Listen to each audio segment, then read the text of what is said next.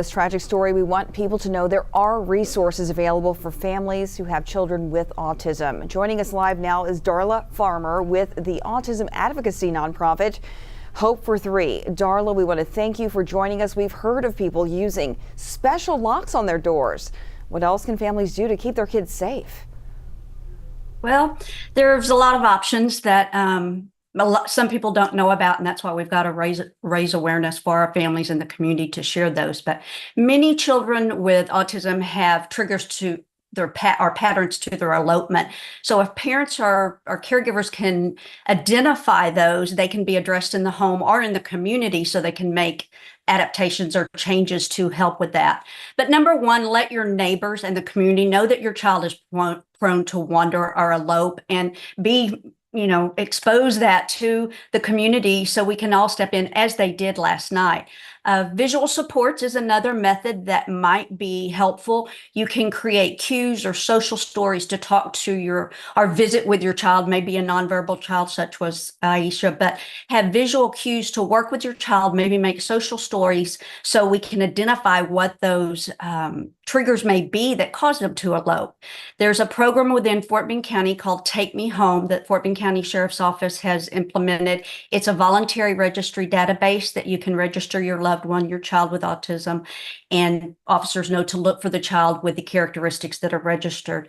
There's also a program called Project Lifesaver that is a free device from Fort Bend County Sheriff's Office to have the child be identified through a tracking mechanism and a locative technology that's very advanced these days. So those are just a few mentions that, as the family shared, they had locks and alarms on their doors and windows, and we recommend that. So if a door or window is open, the family is notified. So kudos to the family. Great information. And those neighbors as well, we know that they were alerted. But Darla, a lot of subdivisions these days, they have ponds and lakes. We've heard that children with autism are drawn to water. Why is that? Well, a lot of kiddos with autism are sensitive to sight, sound, smells, and we don't know an absolute reason to tell you or share, but what we are finding out, it could be it's calming. The sparkling, bubbling, and reflective properties of the water can be captivating to anyone, even our artistic children. The sensation of water on the skin and the pressure it exerts can be calming and smoothing.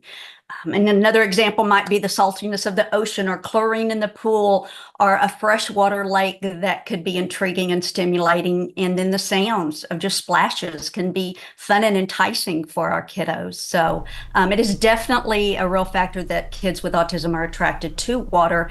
And with our teachings and training in the community, we teach our law enforcement and first responders, first place you check is water. That's good to know, Darla. And lastly, what does Hope for Three provide for the community? Sure. Well, we provide resources and support to anyone, anywhere. If you need a swim safety course, connect to another family, whatever, therapy doctor, whatever that might look like, we will connect you. We have a phenomenal staff. One of our members is an autism mom, so she gets it quite well. But we provide resources and support, but we also provide financial aid to Fort Bend County residents exclusively. We also create awareness through outreach, education, and events, but we try and serve the whole family unit, not just the autistic child or the loved one. So work hard to get the message out there that this journey, you're not alone. We're here to provide support. You have certainly done that for us this afternoon. Thank you so much, Darla, for joining us. We'll be sure to have this interview and resources on our website, KHOU.com.